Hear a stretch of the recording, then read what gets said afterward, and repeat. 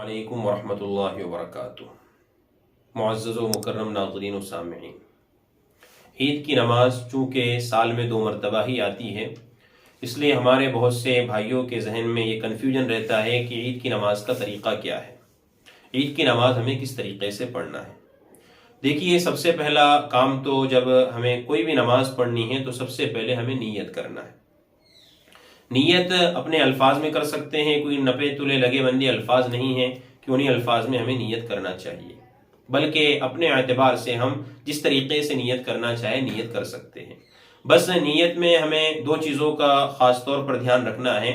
वो ये कि हम नीयत में ये कहें कि ईद की नमाज 6 ज़ायद तकबीरों के साथ, मैं 2 रकात ईद की नमाज 6 ज़ायद तकबीरों के साथ पीछे इस इमाम के अदा करता हूँ। देखिए, यहाँ पर 2 चीज़ों का खास तौर पर एहतमाम करना है।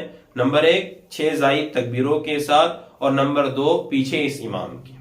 इन 2 चीज़ों का खास तौर पर लिहाज रखें, फिर अपने एतबार से जैसे नियत करना चाहे नियत कर सकते हैं। सबसे पहले तो नियत करना है।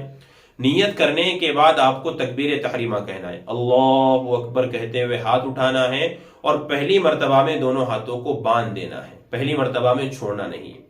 जैसे ही हम तकबीर तहरीमा कहेंगे तो तकबीर तहरीमा कहने के बाद हम सना पढ़ेंगे। सबसे पहले सुब्हानकल्लाहुम्मा व बिहम्दिका व तबारक अस्मुका व तआला जद्दुका व ला इलाहा गैरुक, ये सना पढ़ लेंगे।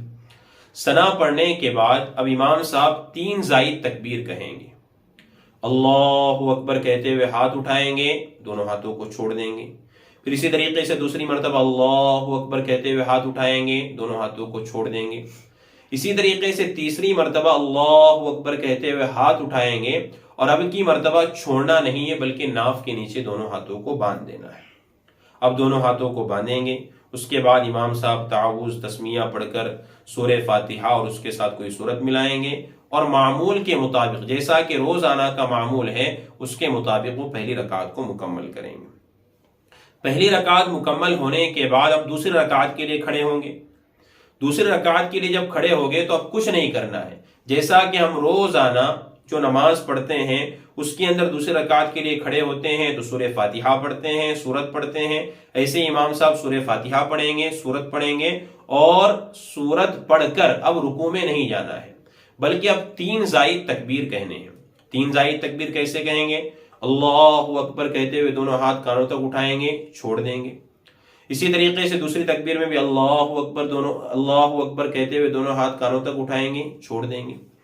इसी तरीके से तीसरी तकबीर में भी अल्लाहु अकबर कहते हुए दोनों हाथ कानों तक उठाएंगे और छोड़ देंगे।